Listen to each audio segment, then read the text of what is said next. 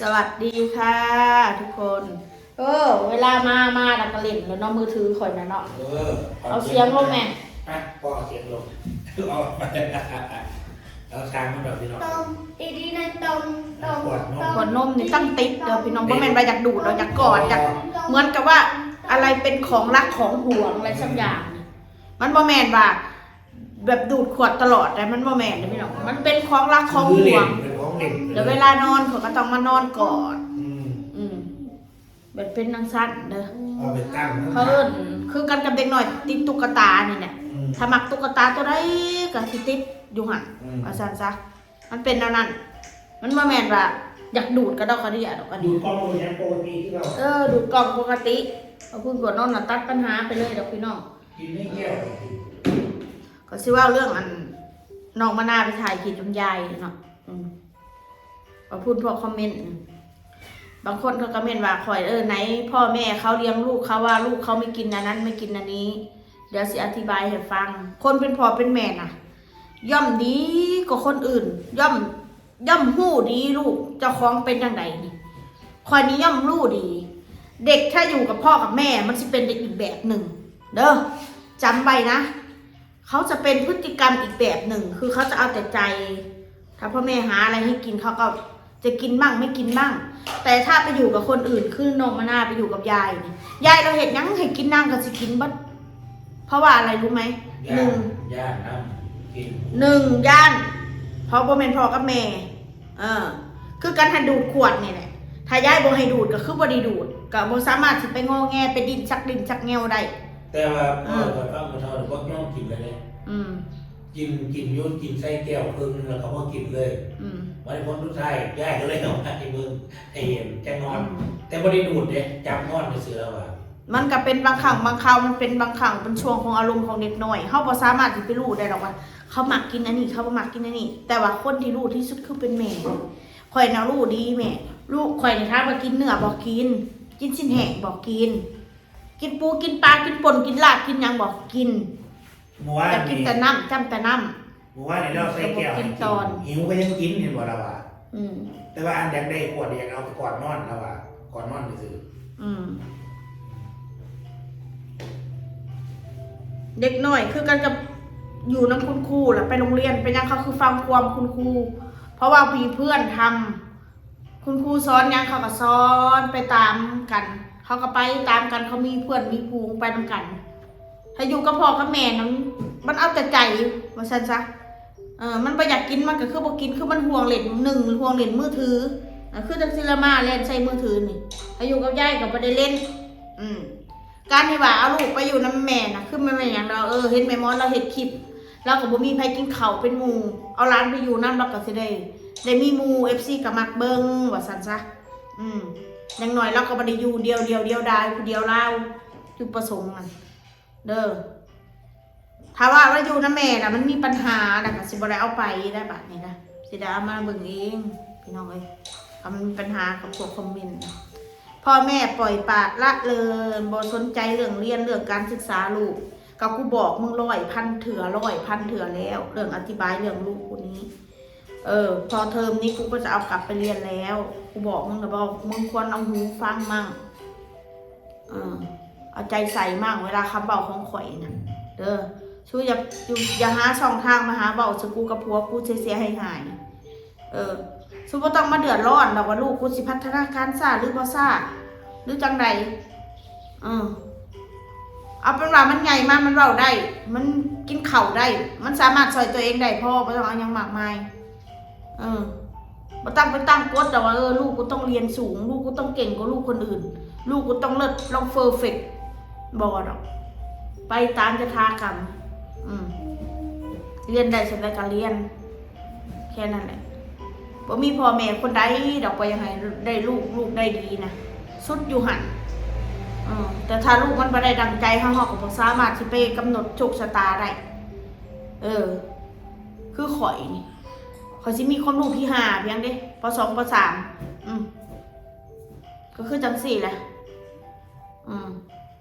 บางทีความรู้มันก็ดีต่อเจ้าของมันเฮ็ดให้เฮามีหน้ามีตามีงานมีการมั่นคง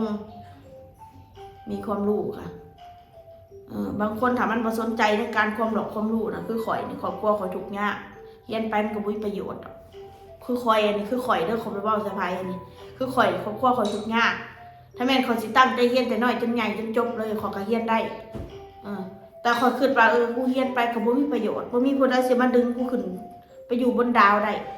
เพราะว่าครอบครัวเขาพ่อจะซ้ำนี่มันถูกปัญญากมันจะเกิดแล้วว่าซั่นซะแต่คนอยู่เขามีโอกาสเขาก็ได้ไม่น้อยหรือแม่นเรียนอยู่ไทยอยู่ลาวก็ได้เป็นเจ้าเป็นนายคือเก่าถ้าคนมีเงินน่ะนี่แต่คนบ่มีเงินน่ะเรียนอยู่ไสคือเก่าอยู่ไทยยังว่าดีนะถ้าแม่นเจ้าเรียนจบมาเจ้าก็ยังมีงานมีการมีสวัสดิการให้ประชาชนมีงานโรงงานให้มีเงินมีงานเซเว่นให้เฮ็ดเงินเดือนนึงก็เป็นหมื่นปั๊มน้ำมันก็ไปเป็นเด็กปั๊มก็เดือนนึงก็เป็นหมื่นล่ะบ้านเฮาสิมีพี่ซังพี่น้องก็พื้นเฮียนนึงคือการว่าพื้นเป็นพ่อแม่ปล่อยปละละเลยโอ้ยลูกกูเป็นลูกเป็นพ่อเป็นแม่ย่อมมีความหักให้ลูกอยู่แล้วเต็มร้อยอยู่แล้วคนเฮามันการบ่พร้อมมันหลายสิ่งหลายอย่างจิตใจมันบ่สงบมันก็บ่สามารถที่จะอยู่ได้คนเฮามันมีความคิดคือมาอยู่ลาวนี่แหละมันก็เหมือนกับอยู่ตัวคนเดียวคือกันได้คู่มื้อนี้ก็คือกันก็อยู่ตัวคนเดียวกับลูกกับผัวแค่นั้นบ่ยังมากมายอธิบายคล้ายตำหูคล้ายสมตำไปเฮ็ดไปอย่างหน่อยก็มีคลิปถ่ายมีคลิปเฮ็ดม่วนเฮฮาปาร์ตี้แต่ว่าสิได้เงินได้ค่าของมันบ่ได้ดอกพี่น้องเอ้ยเฮ็ดกับบ่เฮ็ดกับคุณค่าเท่าเดิมค่าแต่เฮาบ่เฮ็ดหยังว่าซั่นซะอย่างน้อยเฮาก็ได้โฮเฮลได้โซอันยังก็เฮ็ดหยังก็ได้ม่วนได้ซื่นแค่นั้นคนเฮานะมันสิไปตามความคิดคนอื่นร้อยพ่อพันแม่โอ้ยตายคิดได้คิดได้คนเฮาสิคิดไปไกลได้คือมีเงินมันสามารถโอ้ยแม่นมึงมีความรู้มึงก็ไปได้ว่าซั่นซะมึงมีเงินมึงใส่ทางเงินเบิกทางไปเฮ็ดได้เฮ็ดยังเฮ็ดมีเงินเด้จ้ะกับคนสิมีเงินได้ก็คือคนทำมาหากินคนขยันอยู่ซื่อสิมีเงินก็เป็นไปบ่ได้คนรวยให้ตื่นดึกลุกเช้าทั้งก่อนลูกน้องอีกก็สิว่าฮู้เบิดแต่พี่น้องเกิดมาเป็นโตคนแบบนี้ฮู้เบิดการใช้ชีวิต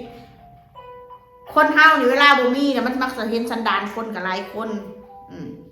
เวลามีเห็นสันดานคนหลายคนกับแม่นคือข่อยที่ผ่านมาข่อยเห็นเบิดเวลาข่อยมีกับเวลาข่อยบ่มีข่อยเห็นเบิดเพียงแต่ข่อยสิเว้าหรือบ่เว้าแค่นั้นเองเฮาก็บ่เว้าซะดีกว่าเก็บไว้ในใจแค่นั้นไผดีกับเฮาเก็บไว้ผู้ใดบ่ดีก็เก็บไว้ว่าซั่นซะบ่จำเป็นต้องมานั่งเว้านางประกาศผู้นั้นเป็นนั่นกับกูผู้ดีเป็นนี่กับกูมีแต่ว่าเก็บไว้แค่นั้นแหละไผเห็นอะไรกับกูเก็บไว้ไผดีกับกูนี่มือได้กูมีกูสิตอบแทนนะมึงถึงที่สุดแต่ตอนกูมีกูบ่มีกูยังบ่ได้เว้าไปก็ไม่มีประโยชน์แค่นั้นแหละพี่น้องคนเฮาเวลาเฮาบ่มีเนี่ยเฮาว่าพึ่งพาอาศัยถ้าผู้ใดให้เฮาพึ่งเฮาก็ดีใจเฮาปลื้มใจแต่เฮาบ่มีคนตอบแทนหยังดอกแต่ว่าเวลาเฮามีเฮาก็ตอบแทนกู้ยืม1,000 2,000ให้เฮายืมข้าวให้เฮากินนั่นแหละก็คือบุญคุณแหละนั่นแหละแต่ผู้ใดเวลาเฮาบ่มีล่ะเขามาเว้าใส่เหยียดยันใส่รังเกียจเฮาเบิ่งออกได้พี่น้องคนใดรังเกียจคนใดบ่รังเกียจเฮาเบิ่งออกแต่เฮาบ่เว้าเอาเป็นว่าเฮาก็ทำชีวิตของเฮานี่ไปเรื่อยๆบ่ต้องไปแข่งกับไผชีวิตนี่ค่ะแข่งกับตัวเองกับผู้ใดสิมาว่าข่อยเลี้ยงลูกนั่นอันนี้พ่อแม่อันนั้นนี่แล้วแต่สู้สิว่านั้นก็เว้าความเป็นจริงมันอยู่ที่กูพี่ลูกกูมันสิดีหรือสิชั่วมันก็อยู่ขึ้นน้ำพ่อน้ำแม่ที่บอกไว้ให้แค่นั้นแหละเขาจะอย่าไปเบียดเบียนไผคือกูมือนี่สู้มาว่ากูเบียดเบียนพี่เบียดเบียนน้องกูยอมรับตอนกูอ่านกูมีกูมากูก็จะเบียดเบียนจะใส่รถอ้นน้อยแน่อ้นใหญ่แน่แม่ม้อนแน่อาจจะเบียดเบียนพอเฮามันบ่มีพี่น้องก็ให้กูเบียดเบียนแน่เวลากูมีกูก็ยังซอยเหลือพี่น้องค่ะนะเวลากูมีกูก็ให้อยู่ให้พ่อให้แม่ให้พี่ให้น้องกูก็ให้แล้วอยากแล้วกินขนาดกูขี่ทุกวันนี้แล้วอยากแล้วกินกูก็ยังซื้ออยู่ข้าวต้มขนมซื้อมากกินน้ำกันมาซื้อให้ลูกเขาก็ได้กินน้ำกันเบิดทุกคนนะกูบ่เคยลูกกูบ่เคยว่าสิไปญาติกินของคนนะ พี่บอกไว้ให้บ่มีนะคำว่ากูเบียดเบียนก็เบิ่งดีๆเบิ่งคลิปนะจะซักตาเห่าหรือซักตาเว้าจะแสดงตาเห่าอย่างเดียว เบิ่งสถานการณ์ความเป็นจริงแน่เอาพื้นขายของเนี่ยออเดอร์คนเฮาในการขายของก็คือว่ามันต้องยืนหยัดด้วยตัวเองบนเฮาสิมาบังแต่ผู้ใหญ่ใจดีมาออเดอร์เฮาก็บ่ได้คือมื้อนี้ขายดีมื้ออื่นขายบ่ดีมันก็เป็นเรื่องปกติคือข่อยบ่ได้ซีเรียสขายดีบ่ขายดีข่อยบ่ได้ซีเรียสเพราะว่าของข่อยมันเน่ามันเสียบ่เป็น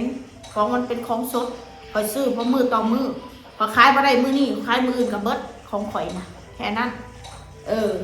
มันบ่แม่นคือแบบต้องมาอุ่นมาปิ้ง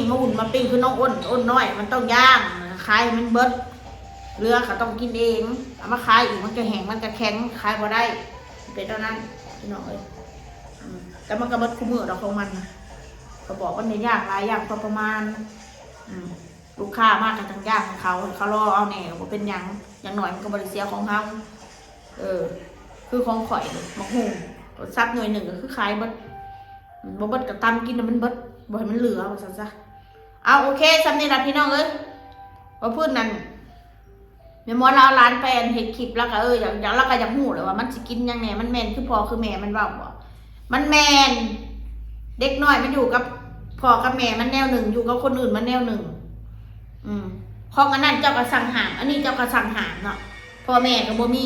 มันก็ต้องกินให้เจ้าแล้วบัดนี้เฮ็ดได้ซะมันเป็นอันนั้นแม่นบ่ล่ะโอเคเอามาปิดไป